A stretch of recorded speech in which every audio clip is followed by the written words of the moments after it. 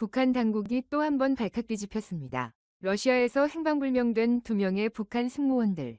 놀랍게도 그녀들은 자매였습니다. 북한 당국은 즉시 수색에 나섰습니다.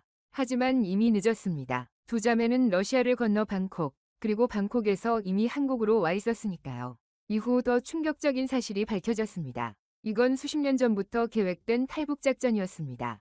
설계자는 그들의 어머니, 리신주였습니다. 오늘 우리는 한 어머니의 치밀한 계획과 두 딸이 자유를 찾기까지의 이야기를 들어봅니다. 그 전에 잠깐 1초 만에 좋아요와 구독 눌러주시면 영상 제작에 큰 힘이 됩니다. 저는 언니와 함께 평양에서 태어났습니다. 그리고 저희 둘은 고려항공 승무원이었어요. 북한에서 승무원이 된다는 건 정말 특별한 일이었죠. 당에서 선택받은 사람만 할 수 있는 일이었으니까요. 그때 언니는 27, 저는 24이었습니다. 우리는 큰 키에, 용모도 단정하고 어느 정도 성분 좋은 집안이라는 조건을 모두 갖췄어요. 아버지는 무역회사 간부였고 어머니는 과거 외화상점에서 일하셨죠. 평양 토박이 집안이었습니다. 제복을 입을 때마다 뿌듯했어요. 푸른색 치마 정장에 빨간 스카프, 그리고 고려항공 배지를 달면 거울 속 제 모습이 자랑스러웠습니다. 길거리를 걸으면 사람들이 부러운 눈으로 쳐다봤죠. 승무원 동무시네 하며 인사하는 이웃들도 많았습니다. 하지만 화려해 보이는 겉모습 뒤에는 철저한 통제가 있었어요. 매일 아침 순안공항에 도착하면 가장 먼저 하는 일이 사상학습이었습니다. 위대한 수령님의 은덕으로 우리는 하늘을 날 수 있다는 말을 외웠죠. 비행 전에는 항상 보이부 동무들의 검사가 있었습니다. 가방 안을 하나하나 뒤지는 건 기본이었어요. 혹시 이상한 물건을 가져오지 않았는지, 외국에서 받은 선물은 없는지 철저하게 확인했습니다. 우리는 해외로 나가는 사람들이었으니까요. 당에서 가장 경계하는 부류였죠. 비행 스케줄표를 받을 때마다 가슴이 두근거렸습니다. 베이징, 선양, 블라디보스토크. 이런 도시 이름들을 볼 때면 설렘과 함께 묘한 긴장감도 느껴졌어요. 외국 땅을 밟을 수 있다는 건 특권이었지만 동시에 우리는 감시를 받는 존재였습니다. 기내에서도 마찬가지였어요. 승객들에게 미소 지으며 서비스하는 동안 우리끼리는 서로를 감시했습니다. 누가 이상한 행동을 하지 않는지, 외국인 승객과 필요 이상으로 대화하지 않는지 체크했죠. 한 명이라도 의심스러운 행동을 하면 전체가 조사를 받았습니다. 그래도 저는 이 일이 좋았어요. 아니, 좋다고 믿으려 했습니다. 평양에서 이만한 직업이 어디 있겠어요. 배급도 잘 나오고 외화도 조금씩 만질 수 있었죠. 무엇보다 하늘을 날 수 있다는 게 좋았습니다. 어머니는 우리가 승무원이 된 걸 무척 자랑스러워하셨어요. 우리 딸들이 제일 훌륭하다며 이웃들에게 자랑하셨죠. 하지만 가끔 어머니의 눈빛이 이상했습니다. 뭔가 걱정스러운 듯하면서도 동시에 계획이라도 있는 것처럼 보였어요. 그때는 몰랐습니다. 어머니가 왜 그렇게 우리를 승무원으로 만들고 싶어 하셨는지, 왜 외국어 공부를 그렇게 강조하셨는지, 그 모든 게 어머니의 계획이었다는 걸요. 처음 블라디보스토크 노선에 배정받은 날을 잊을 수가 없습니다. 언니와 저는 같은 승무팀으로 함께 일하게 됐어요. 평양에서 블라디보스토크까지는 비행 시간이 2시간 정도였습니다.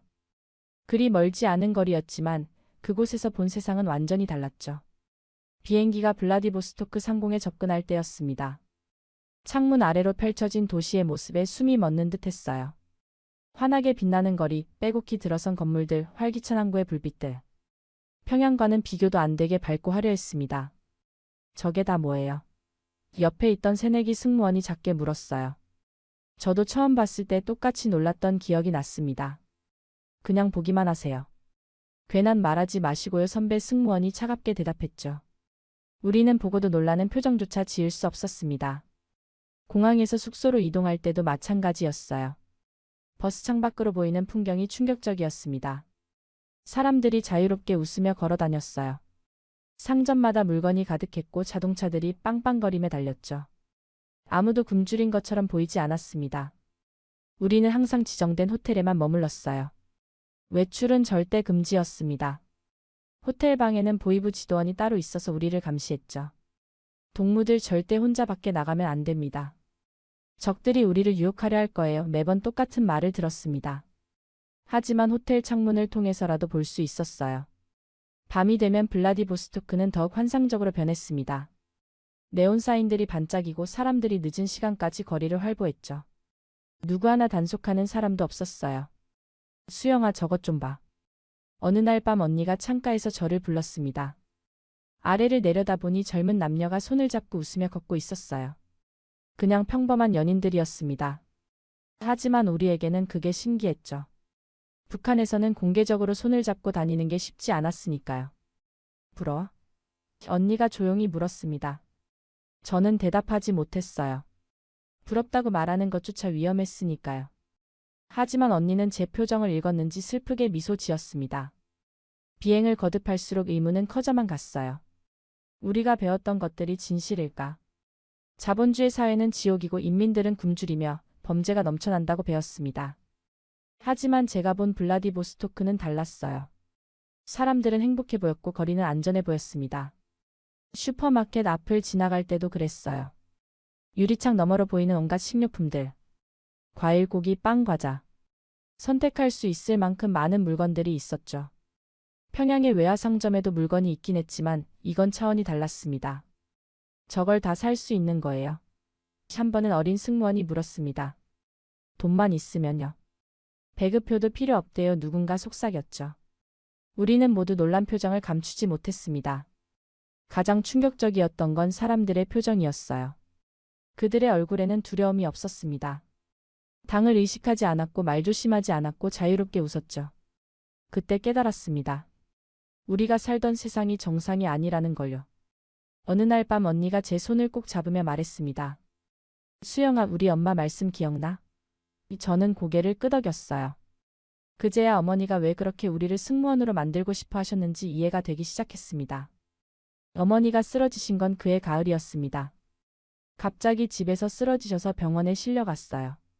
의사는 심장이 안 좋다고 했지만 제대로 된 치료를 받을 수 없었죠. 북한에서는 돈과 연줄이 없으면 좋은 치료를 받기 어려웠습니다. 언니와 저는 비행 스케줄을 조정해가며 어머니를 돌봤어요. 병상에 누워 계신 어머니는 많이 야위셨습니다. 한데 당당하고 강인하셨던 분이 이렇게 약해지신 모습을 보니 가슴이 찢어지는 것 같았어요. 수진아, 수영아. 엄마가 할 말이 있다. 어느 날 밤 어머니가 우리를 부르셨습니다. 병실에는 우리 셋밖에 없었어요. 어머니는 사방을 살피시더니 낮은 목소리로 말씀하셨죠. 너희를 승무원으로 만든 건 다 이유가 있었단다. 어머니는 젊었을 때 무역 관련 일을 하셨다고 했습니다. 중국을 몇 번 다녀오셨대요. 그곳에서 본 세상이 충격적이었다고 하셨죠. 북한이 정상이 아니라는 걸 그때 알았어. 하지만 혼자만 알아서는 소용없었지. 너희까지 이 지옥에서 벗어나게 해야 했단다. 엄마. 언니가 떨리는 목소리로 불렀습니다. 어머니는 언니의 손을 꼭 잡으셨어요. 승무원이 되면 외국을 볼 수 있잖니. 세상이 어떤지 직접 보고 기회가 오면 떠날 수 있을 거라고 생각했어. 저는 믿을 수가 없었습니다. 그 모든 게 계획이었다는 거예요. 어려서부터 외국어를 배우게 하신 것도, 체격 관리를 시키신 것도, 승무원 시험을 준비시키신 것도 전부 탈북을 위한 준비였던 겁니다. 하지만 엄마, 그건 제가 말을 잇지 못했어요. 탈북이라는 단어조차 입 밖에 내기 두려웠습니다. 들키기라도 하면 3대가 정치범수 용소에 끌려가는 거였으니까요. 어머니는 고개를 저으셨습니다. 엄마는 이제 오래 못 갈 것 같구나. 그래서 지금 말하는 거야. 어머니의 눈에서 눈물이 흘렀어요. 너희만이라도 자유롭게 살았으면 좋겠어. 사람답게 살았으면 좋겠단다. 중국에 엄마 친구가 한 명 있어. 조선족이지. 전화번호를 외워둬라. 어머니는 떨리는 목소리로 숫자를 말씀하셨습니다. 우리는 종이도 없이 머릿속으로 외웠어요. 블라디보스토크에 가면 그 사람한테 연락해. 그 사람이 길을 알려줄 거야. 엄마, 우리 엄마 없이는 못 가요. 언니가 울먹이며 말했습니다. 저도 눈물이 났어요. 어머니를 두고 떠난다는 게 상상도 되지 않았죠. 엄마는 이미 늙었어. 여기서 생을 마치는 게 맞아. 하지만 너희는 아직 젊잖니. 너희 인생은 이제 시작인데 이 땅에서 늙어 죽게 할 수는 없단다. 어머니는 우리 손을 번갈아 잡으며 말씀하셨습니다. 방콕에서 만나거라. 한국 대사관이 있어. 거기까지만 가면 된단다. 어머니는 숨을 헐떡이며 계속 말씀하셨어요. 엄마 목까지 자유롭게 살아. 보고 싶은가 보고 먹고 싶은가 먹고 하고 싶은 말하면서 살아라. 다음 날 새벽 어머니는 돌아가셨습니다. 마지막까지 우리 손을 잡고 계셨어요. 자유롭게 살아라. 그게 어머니의 마지막 말씀이었습니다. 장례를 치르는 동안 저희는 아무 말도 하지 못했어요. 슬픔도 컸지만 어머니가 남기신 말씀이 너무 무거웠습니다. 우리는 이제 선택해야 했어요. 어머니의 평생 소원을 이루어드릴 것인가, 아니면 안전하게 이곳에 남을 것인가. 수영아. 장례식이 끝난 밤 언니가 저를 불렀습니다. 우리 엄마 말씀대로 하자. 그게 엄마를 위하는 거야. 저는 고개를 끄덕였어요. 그날부터 우리의 진짜 준비가 시작됐습니다. 어머니가 돌아가신 후 한 달쯤 지났을 때였습니다. 저희는 다시 비행 업무에 복귀했어요. 겉으로는 평소와 다름없이 행동했지만 마음속으로는 탈출 계획을 세우고 있었죠.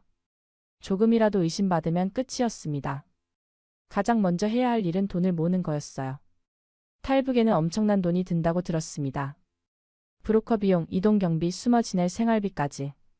우리는 월급에서 조금씩 아껴 모았어요. 외화로 받는 팁도 전부 숨겨뒀죠. 동무 요즘 왜 이렇게 절약하십니까? 같이 사는 승무원이 물어본 적도 있었습니다. 아버지 약값이 많이 들어서요. 언니가 태연하게 대답했어요. 다행히 의심하지 않았죠. 하지만 그 순간 심장이 터질 듯 뛰었습니다. 비행 스케줄표를 받을 때마다 블라디보스토크 노선을 기다렸어요. 다른 도시보다 블라디보스토크가 좋았습니다. 어머니가 말씀하신 조선족 연락처가 중국에 있었고 러시아에서 중국으로 넘어가는 게 상대적으로 쉬웠으니까요. 어머니가 남기신 전화번호를 잊지 않으려고 매일 밤속으로 외웠습니다. 종이에 적어둘 수도 없었어요. 방 검사는 예고 없이 이루어졌고 수상한 메모라도 발견되면 즉시 조사를 받았죠. 언니, 우리 정말 할 수 있을까? 어느 날 밤 제가 물었습니다. 언니는 제 손을 꼭 잡았어요. 해야지. 엄마가 평생 준비하신 거잖아. 우리가 안 하면 엄마 인생이 헛된 거야. 그런데 문제가 생겼습니다. 보이부에서 해외 파견 승무원들에 대한 감시를 강화한다는 소식이 들렸어요. 최근 몇 년간 탈북자가 늘어나면서 해외로 나가는 사람들을 더 철저히 통제하기 시작한 겁니다. 새로운 규정이 생겼어요. 해외 숙소에서는 반드시 둘씩 짝을 지어 같은 방을 쓰게 했습니다. 혼자 있는 시간을 주지 않으려는 거였죠. 다행히 언니와 저는 자매라서 함께 방을 쓸 수 있었지만 그만큼 다른 승무원들의 시선도 더 신경 써야 했어요. 수진, 수영 동무. 둘이 요즘 뭔가 이상한데? 어느 날 선배 승무원이 의심스러운 눈초리로 물었습니다. 가슴이 철렁 내려앉았어요. 무슨 말씀이세요? 언니가 침착하게 되물었죠. 아니, 그냥 어머니 돌아가셔서 우울한 것 같아서. 한 번은 정말 위험한 순간도 있었습니다. 언니가 블라디보스토크 호텔 방에서 어머니가 알려주신 중국 지도를 보고 있었어요. 그때 갑자기 룸메이트가 들어온 겁니다. 언니는 재빨리 지도를 베개 밑에 숨겼죠. 뭐 하고 있었어요? 그냥 누워 있었어요. 그날 밤 우리는 모든 증거물을 없앴습니다. 화장실 변기에 지도를 찢어 흘려보냈어요. 앞으로는 머릿속으로만 기억하기로 했죠. 아무것도 남기지 않기로요. 시간이 갈수록 의심의 눈초리는 많아졌습니다. 요즘 젊은 승무원들이 정신이 해이해졌어. 당 비서가 회의에서 말했어요. 혹시 이상한 생각하는 동무 없지? 모두가 서로를 쳐다봤습니다. 저는 매일 밤 악몽을 꿨어요. 보이부에 끌려가는 꿈, 정치범수 용소에 가는 꿈. 잠에서 깨면 온몸이 땀으로 젖어 있었습니다. 하지만 포기할 수 없었어요. 이미 돌아갈 수 없는 강을 건넌 셈이었죠. 다음 달 블라디보스토크 노선에 우리 둘 다 배정됐어. 어느 날 언니가 조용히 말했습니다. 우리는 눈빛을 교환했어요. 말하지 않아도 알았습니다. 그때가 바로 그날이 될 거라는 걸요. 준비됐어? 언니가 물었습니다. 저는 고개를 끄덕였어요. 엄마가 보고 계실 거야. 우리는 서로를 꼭 안았습니다. 이제 일주일 남았어요. 일주일 후면 우리 인생이 완전히 바뀔 겁니다. 자유를 얻거나 아니면 모든 걸 잃거나. 그날이 왔습니다. 비행 전날 밤 저는 한숨도 자지 못했어요. 내일이면 평양을 떠나는 겁니다. 영원히 돌아오지 못할지도 모르는데 이상하게도 두려움보다는 결연함이 들었죠. 새벽 5시에 일어났습니다. 평소처럼 제복을 입었어요. 거울을 보며 고려항공 배지를 달았죠. 마지막으로 이 제복을 입는 거라고 생각하니 묘한 감정이 들었습니다. 자랑스러웠던 이 옷이 이제는 감옥 같았어요. 아버지는 아무것도 모르셨습니다. 아침 식사를 하시면서 조심해서 다녀오너라 하셨어요. 저는 아버지를 꼭 안아드렸습니다. 아버지 사랑해요. 갑자기 왜 그러니? 아버지가 웃으셨죠. 제 눈에서 눈물이 날 뻔했지만 꼭 참았습니다. 언니와 함께 집을 나섰어요. 뒤돌아보니 우리가 20년 넘게 살았던 아파트가 보였습니다. 저 창문 안에 우리 추억이 다 있었죠. 하지만 이제 작별할 시간이었어요. 순환공항으로 가는 버스 안에서 평양거리를 지나갔습니다. 김일성 광장, 대동강, 주체사 상탑. 어려서부터 봐온 풍경들이었어요. 이게 마지막이구나. 언니가 작게 속삭였습니다. 저는 고개를 끄덕였죠. 공항에 도착해서도 평소와 똑같이 행동했습니다. 동료들에게 인사하고 사상학습에 참여하고 보이브 검사를 받았어요. 가방을 열어 보이면서 심장이 터질 듯 뛰었지만 겉으로는 태연한 척했죠. 오늘 블라디보스토크 날씨가 좋대요. 동료 승무원이 말했습니다. 그래요? 다행이네요. 저는 웃으며 대답했어요. 그 승무원은 우리가 오늘 돌아오지 않을 거라는 걸 몰랐습니다. 아무도 몰랐죠. 비행기에 탑승했습니다. 승객들을 맞이하며 미소 지었어요. 환영합니다. 몇 번이나 말했는지 모르겠습니다. 손님들은 평범한 얼굴로 자리에 앉았죠. 자기들도 몰랐을 겁니다.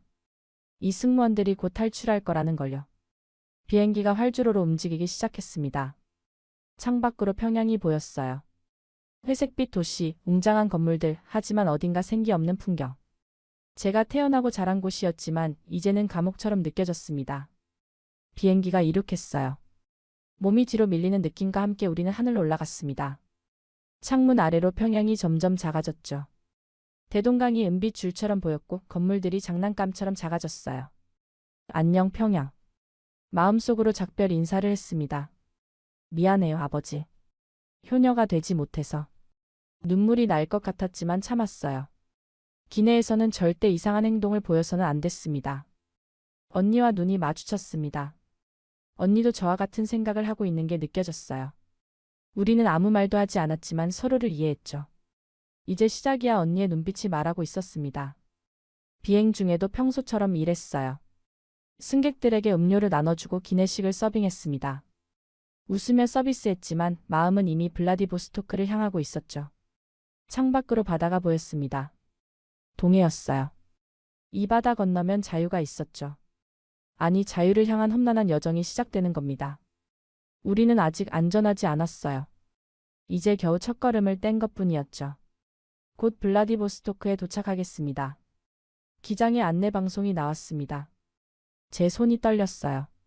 언니가 제 손을 살짝 잡아줬습니다. 할 수 있어. 언니가 작게 속삭였죠. 비행기가 하강하기 시작했습니다. 창밖으로 블라디보스토크의 불빛들이 보였어요. 저 도시 어딘가에 우리의 미래가 있었습니다. 자유가 있거나 아니면 파멸이 있거나. 어느 쪽이든 이제 곧 알게 될 겁니다. 착륙했습니다. 승객들이 내리고 우리도 공항으로 들어갔어요. 평소와 똑같은 동선이었지만 오늘은 달랐습니다. 오늘은 이 동선을 벗어날 거니까요. 숙소로 가는 버스를 타면서 생각했습니다. 이제 진짜 시작이구나. 호텔에 도착했습니다. 평소처럼 보이브 지도원이 우리를 모아놓고 교육했어요. 동무들 절대 외출 금지입니다. 방에서만 있어야 합니다. 내일 아침 7시에 로비에서 만나겠습니다. 우리는 고개를 끄덕이며 들었죠. 방에 들어갔습니다. 언니와 저 그리고 다른 승무원 한 명이 같은 방을 쓰게 됐어요. 이건 예상하지 못한 변수였습니다. 원래는 둘이서만 있을 줄 알았는데 3명이 된 거죠. 선배님들 저 좀 쉬어도 될까요? 너무 피곤해서요. 다행히 그 승무원이 침대에 누웠습니다. 곧 코 고는 소리가 들렸어요. 언니와 저는 눈빛을 교환했죠.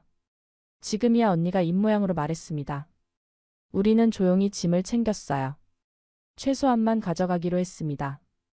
여권과 돈 그리고 어머니 사진 한 장. 제복은 벗었어요. 미리 준비해둔 평범한 옷으로 갈아입었죠. 거울을 보니 낯선 제 모습이 보였습니다. 수영아 준비됐어? 언니가 속삭였습니다. 저는 고개를 끄덕였어요. 떨리는 손으로 가방끈을 메었죠. 이제 이 방을 나가면 돌아올 수 없었습니다. 복도로 나왔습니다. 다행히 아무도 없었어요. 하지만 복도 끝에 보이브 지도원 방이 있었죠.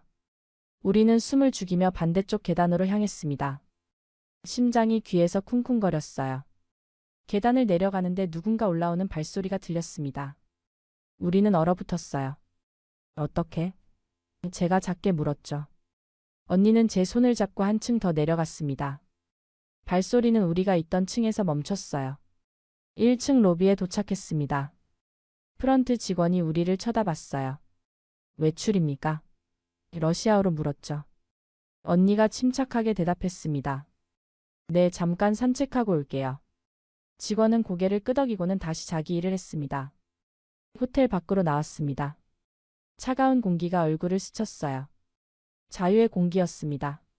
하지만 아직 안심할 수 없었죠. 우리는 빠른 걸음으로 호텔에서 멀어졌어요. 저기, 언니가 길 건너편을 가리켰습니다. 택시가 서 있었어요.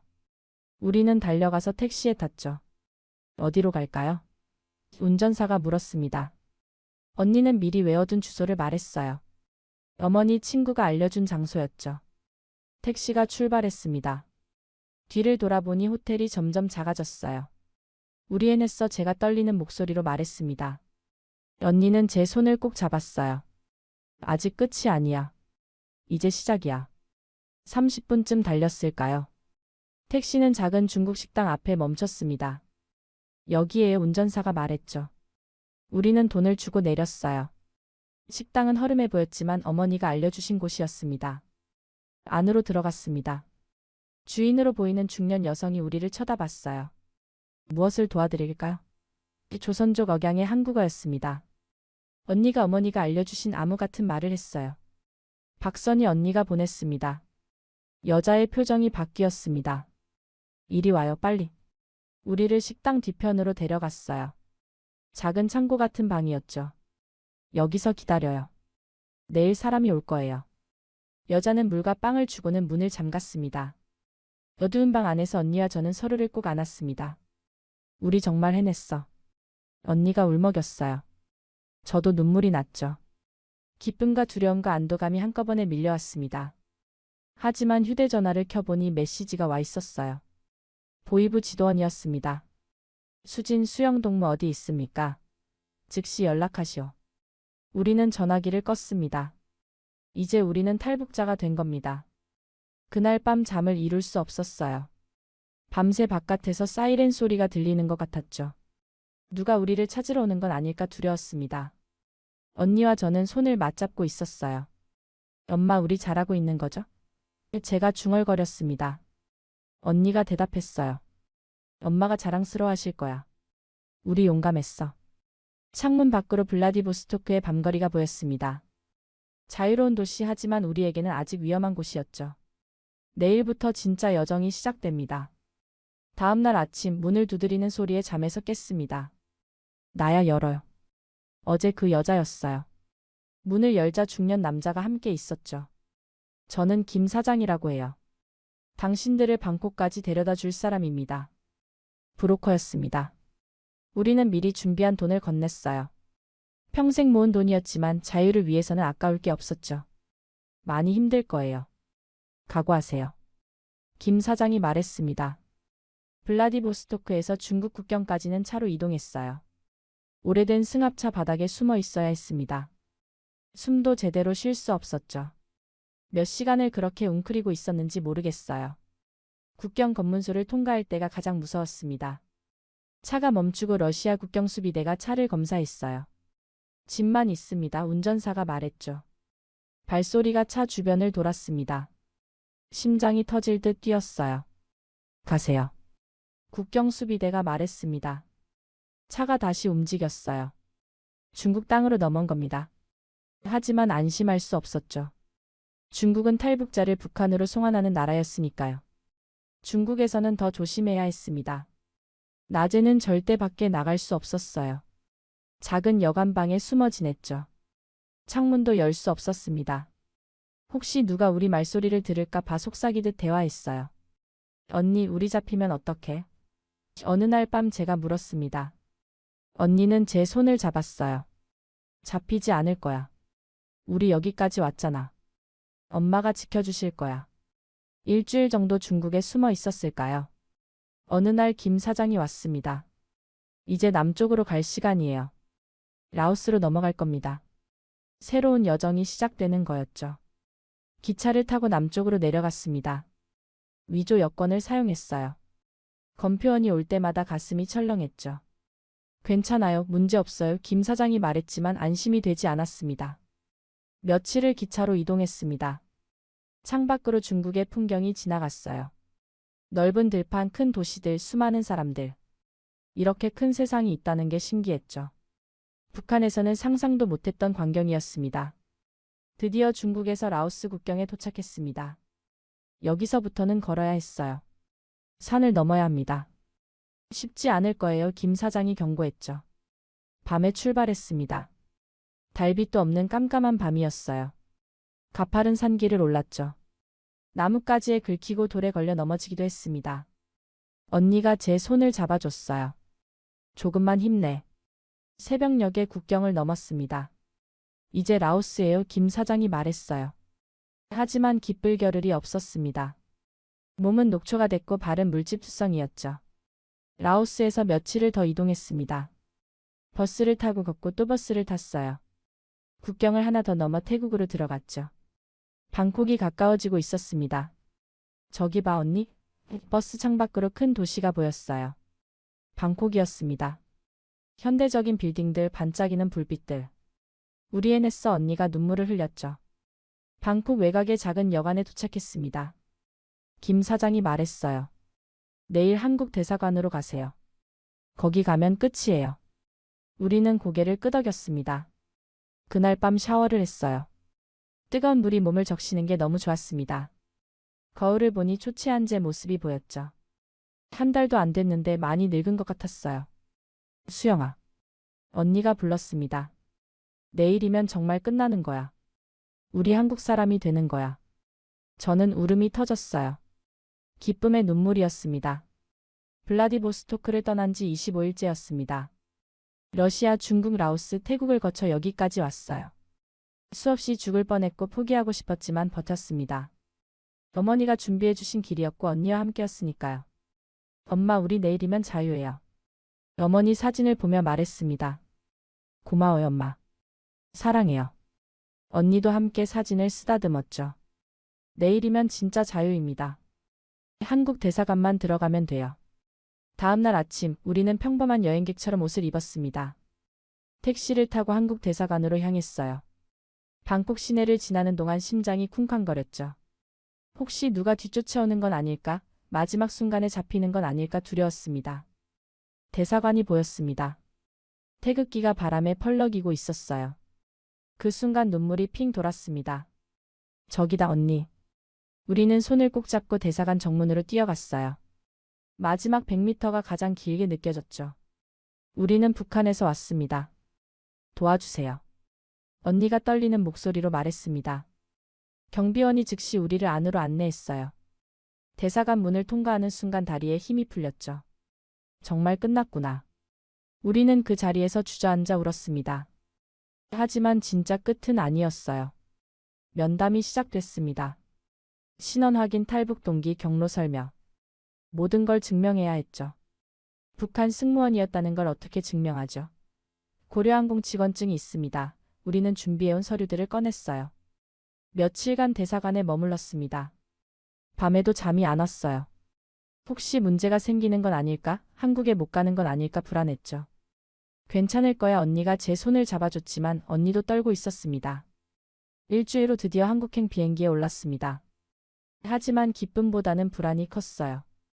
정말 한국 땅을 밟을 수 있을까? 비행기가 이륙하고 나서야 조금 안심이 됐죠.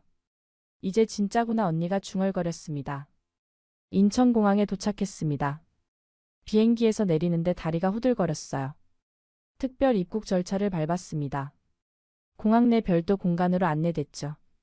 또다시 조사가 시작됐어요. 정말 북한 사람 맞습니까? 네, 맞습니다. 국정원으로 이동했습니다. 거기서 몇 주를 보냈어요. 매일 조사를 받았습니다. 같은 질문을 수없이 반복했죠. 북한에서 무슨 일을 했습니까? 승무원이었습니다. 왜 탈북했습니까? 자유롭게 살고 싶어서입니다. 처음에는 의심받는 것 같아 속상했습니다. 하지만 이해했어요. 간첩일 수도 있으니까요. 우리는 성실하게 모든 걸 설명했습니다. 북한 생활, 어머니의 계획, 탈출 과정. 거짓말 하나 없이 진실만 말했죠. 하나원으로 옮겨졌습니다. 그곳에서 석 달을 보냈어요. 남한 사회 적응 교육이었죠. 처음에는 모든 게 어려웠습니다. 말투부터 다시 배워야 했어요. 씁니다 대신 해요를 쓰고 북한식 단어는 쓰면 안 됐죠. 동무들 대신 친구들, 인민반장 대신 이장님. 말 한마디 한마디가 조심스러웠습니다. 가끔 실수하면 다른 사람들이 웃었어요. 창피했지만 참았죠. 여기 적응해야 살 수 있으니까요. 경제 교육도 받았습니다. 은행 사용법, 대중교통 이용법, 병원 가는 법. 북한에서는 필요 없던 것들이었어요. 신용카드가 뭐예요? 버스는 어떻게 타요? 물어볼 게 너무 많았습니다. 제일 힘든 건 심리적 적응이었어요. 밤마다 악몽을 꿨습니다. 보이브에 잡혀가는 꿈, 아버지가 정치범 수용소에 끌려가는 꿈. 잠에서 깨면 온몸이 땀으로 젖어 있었죠. 여기는 한국이야. 안전에 스스로를 다독였습니다. 하나원을 수료하고 나왔을 때였습니다. 처음으로 진짜 자유를 느꼈어요. 정부에서 지원금도 받았고 작은 원룸도 얻었죠. 이게 우리 집이야. 언니와 저는 텅 빈 방에서 울었습니다. 처음 슈퍼마켓에 갔을 때가 기억납니다. 어마어마한 양의 식료품들이 있었어요. 과일, 고기, 빵, 과자. 선택할 수 있다는 게 신기했죠. 북한에서는 배급으로 받은 걸 먹었는데 여기서는 내가 고를 수 있었습니다. 처음으로 카페에도 가봤어요. 커피 종류가 이렇게 많은 줄 몰랐습니다. 아메리카노 주세요. 떨리는 목소리로 주문했죠. 돈을 내고 커피를 받았어요. 아무도 제 신분을 묻지 않았고 아무도 저를 의심하지 않았습니다. 그냥 손님이었어요. 공원에도 자주 갔습니다. 사람들이 자유롭게 앉아서 책을 읽고 음악을 들었어요. 연인들이 손을 잡고 걸었죠. 아무도 단속하지 않았습니다. 누구도 저건 사상이 불순하다고 말하지 않았어요. 그냥 각자의 시간을 즐기고 있었습니다. 밤에 불을 켜고 있어도 괜찮았어요. 북한에서는 전기가 귀했습니다. 밤이면 어두웠죠. 하지만 한국은 밤에도 환했습니다. 거리의 불빛들, 건물의 조명들. 두려움 없이 밝게 빛나고 있었어요. 가장 놀라웠던 건 사람들의 표정이었습니다. 모두가 자기 생각을 말했어요. TV에서도 정부를 비판하는 사람들이 나왔죠. 북한에서는 상상도 못할 일이었습니다.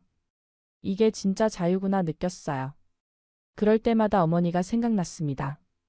엄마, 여기는 엄마가 말씀하시던 그 세상이에요. 혼자 중얼거렸죠. 슈퍼마켓에서 과일을 고를 때도, 공원에서 자유롭게 걸을 때도, 밤에 환한 불빛을 볼 때도 어머니가 보여주고 싶었던 세상이 이거였구나 깨달았습니다. 어머니는 이 자유를 누리지 못하셨어요. 평생 북한에서 살다 가셨죠. 하지만 딸들만큼은 자유롭게 살게 하고 싶으셨던 겁니다. 그게 어머니의 꿈이었어요. 우리는 그 꿈을 이뤄드렸습니다. 엄마 고마워요. 엄마가 없었으면 우리는 아직도 거기 있었을 거예요. 밤마다 어머니 사진을 보며 말했습니다. 언니도 옆에서 눈물을 흘렸어요. 우리는 어머니가 목숨 걸고 준비한 이 자유를 절대 헛되이 하지 않을 겁니다. 매일 인천공항에서 일하면서 느낍니다. 이곳은 북한의 순환공항과 완전히 다른 세상이에요. 사람들이 웃고 있습니다. 진짜 웃음이었죠. 가족을 만나러 가는 설렘, 여행을 떠나는 기쁨, 귀국하는 안도감. 모두의 얼굴에 자유가 있었어요. 순환공항에서는 달랐습니다. 승객들은 긴장한 표정이었죠. 출국 심사를 받을 때면 두려움이 역력했어요. 돌아올 수 있을까? 가족은 괜찮을까? 감시받고 있지 않을까? 승무원이었던 저희조차 매번 보이브 검사가 두려웠으니까요. 하지만 인천공항 사람들은 자유롭습니다. 큰 소리로 웃고 사진을 찍고 아이들이 뛰어다녀요.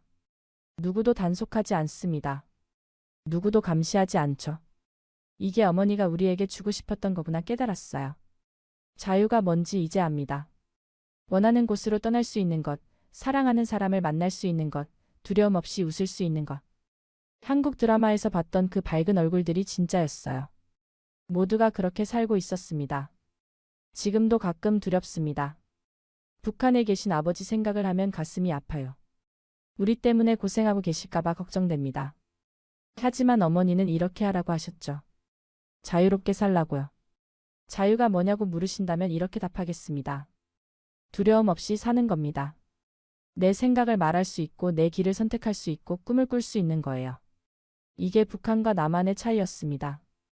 탈북을 후회하냐고요? 아니요, 단 한 번도요. 힘들었지만 자유를 얻었습니다. 어머니가 평생 준비하신 선물이었죠. 엄마, 우리 엄마 말씀대로 자유롭게 살고 있어요. 사람답게 살고 있어요. 지금 이 순간에도 북한에는 수많은 사람이 자유를 꿈꾸고 있습니다. 언젠가 그들도 우리처럼 자유를 얻을 거예요. 그날이 오기를 간절히 기도합니다. 그리고 여러분에게 말하고 싶습니다. 당연한 듯 누리는 그 자유 절대 가볍게 여기지 마세요.